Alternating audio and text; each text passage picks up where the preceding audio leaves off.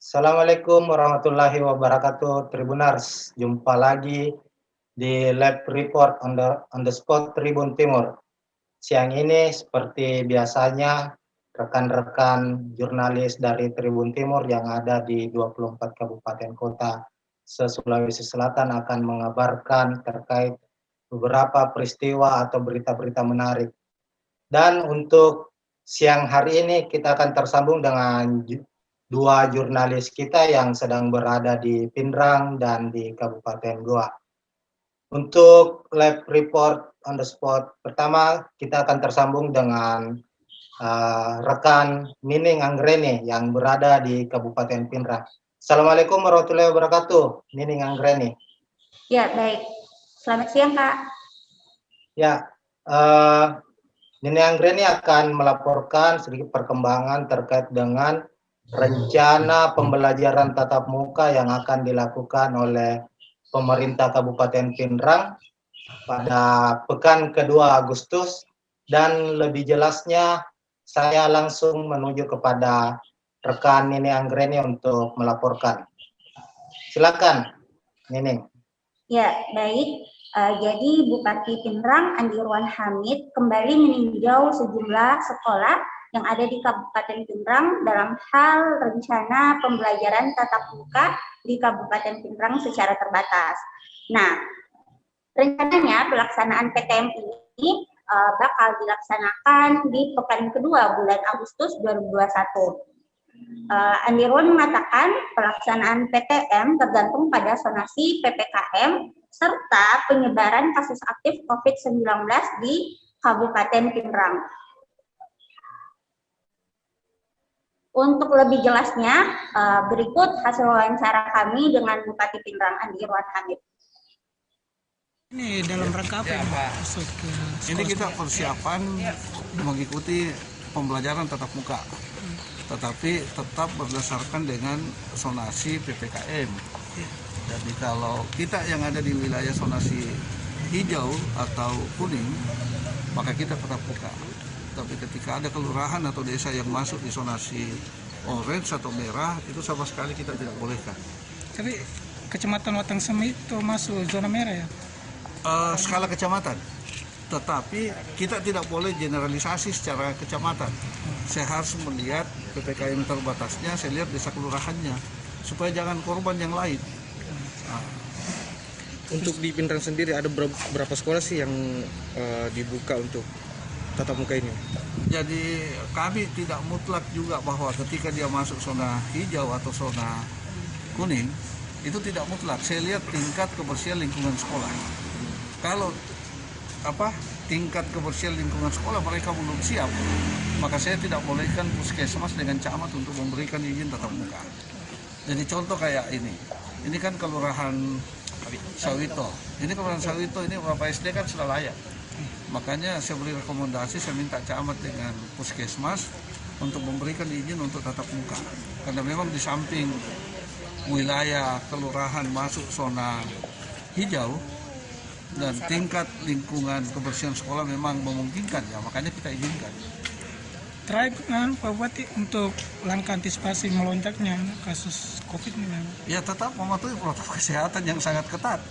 Itu kunci, baik dari pendidik maupun dari siswa.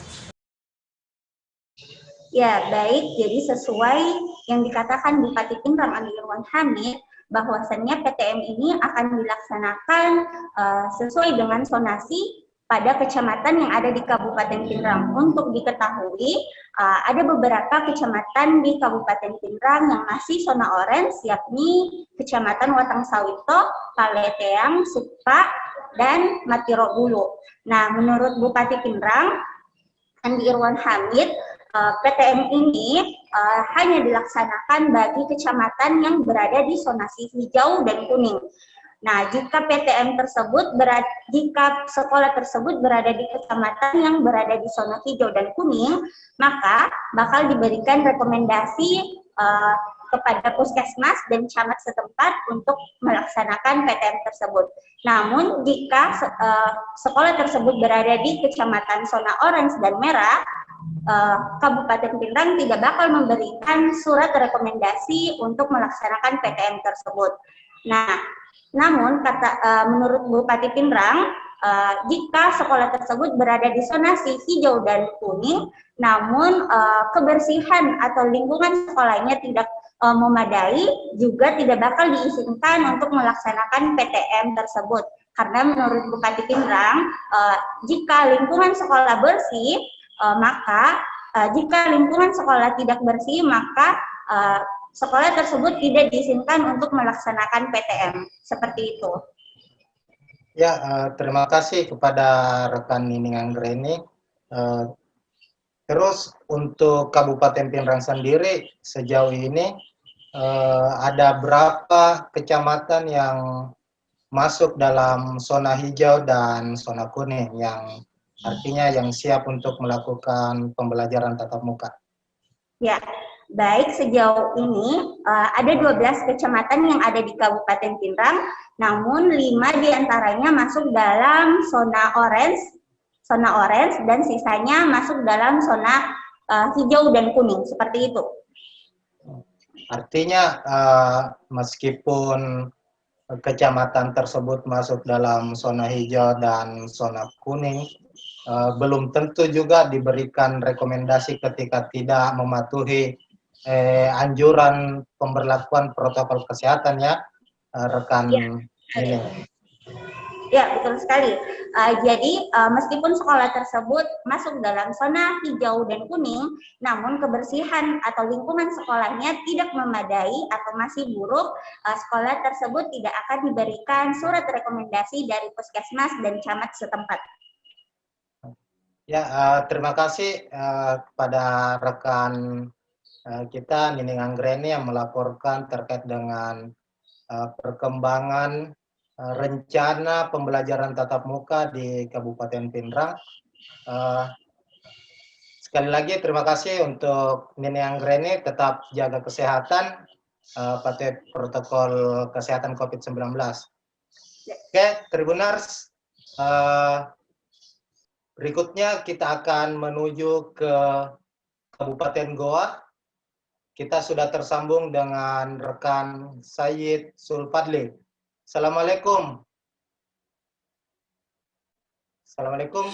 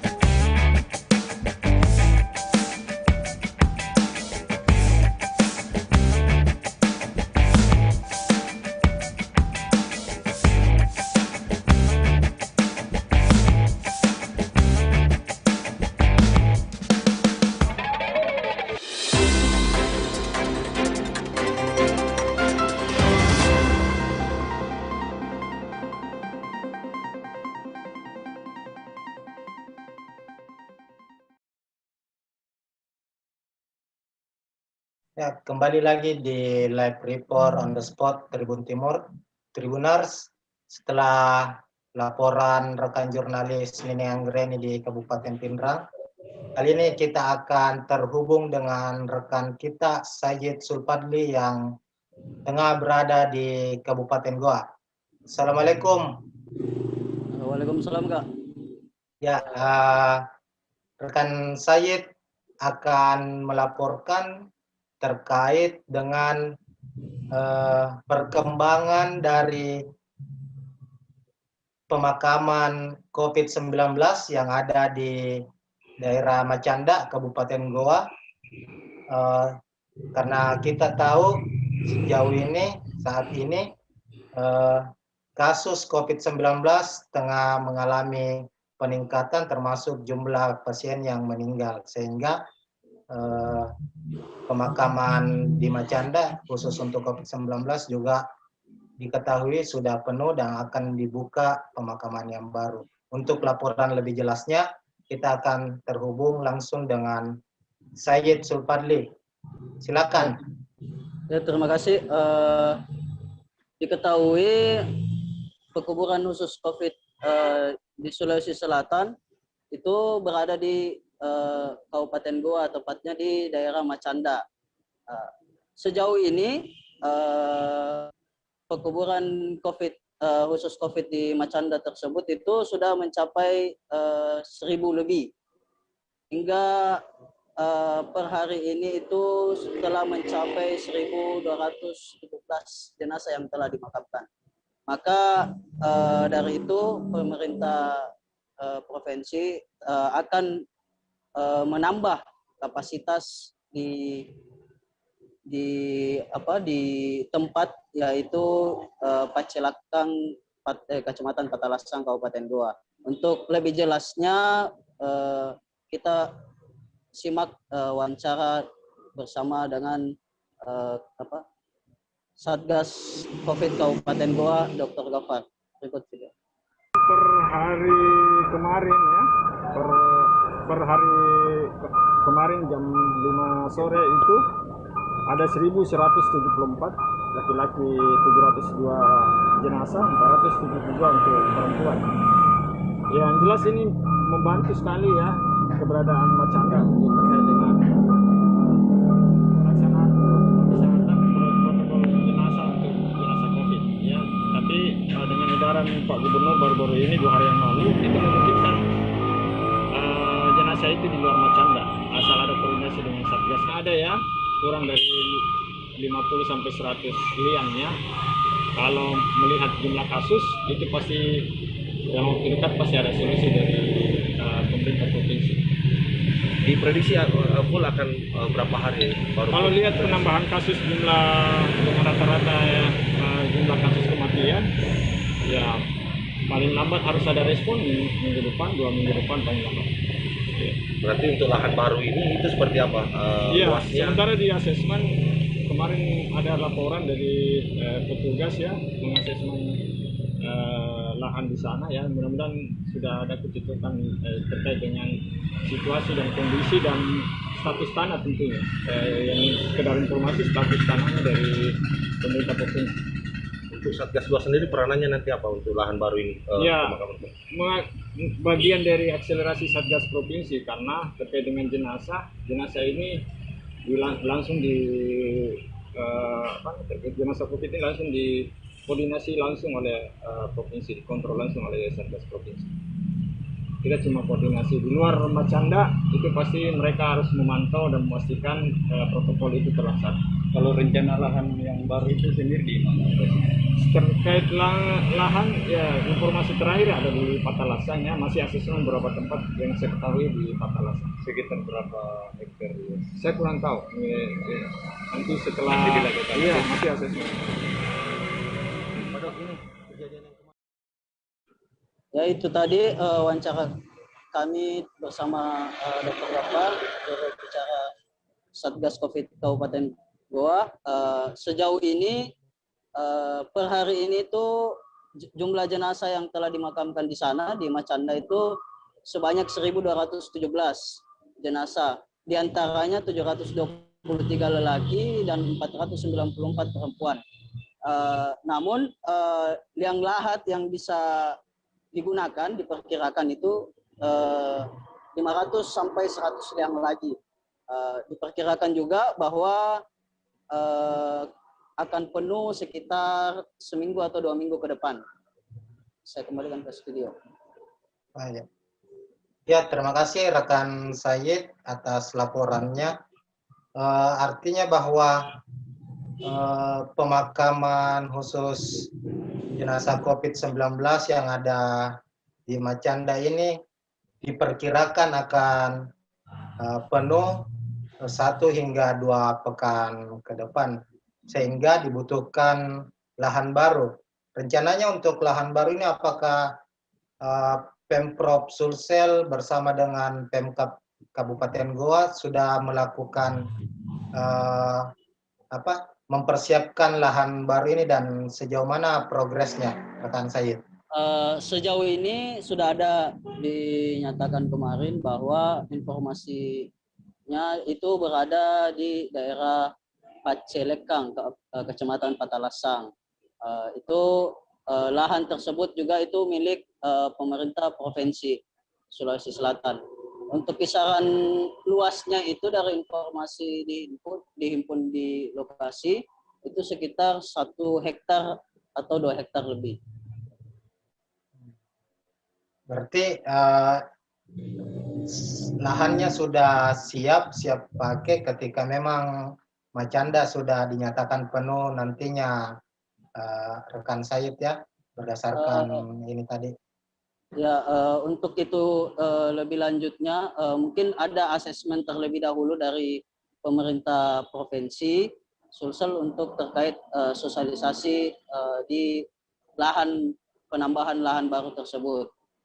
Sebab dari informasi juga ada beberapa warga di sana itu mereka menolak terkait lahan yang di sana digunakan untuk dijadikan sebagai pekuburan khusus COVID. Ini masih ada pro dan kontra dari warga sekitar ya, untuk pembukaan lahan pemakaman baru. Oke, terima kasih kepada rekan kita Said Sulfadli yang sudah melaporkan dari Kabupaten Goa terkait dengan perkembangan terkini dari kondisi pemakaman jenazah COVID-19 yang ada di wilayah Macanda dan upaya terbaru dari Pemprov Sulawesi Selatan membuka pemakaman COVID-19 yang baru. Sekali lagi terima kasih kepada saudara atau rekan kita, saya Sulfadli. Tetap jaga kesehatan, Bro Sayyid. Ya, Tribuners, demikian laporan live on the spot dari Tribun Timur kali ini. Tetap ikuti perkembangan berita terbaru dan peristiwa-peristiwa terbaru dari para jurnalis Tribun Timur yang tersebar di 24 kabupaten kota se-Sulawesi Selatan melalui tayangan YouTube Tribun Timur, utamanya di program Live Report on the Spot Tribun Timur. Sekian dari kami, tetap jaga kesehatan, patuhi protokol kesehatan untuk agar kita semua terhindar dari COVID-19. Selamat siang, Assalamualaikum warahmatullahi wabarakatuh.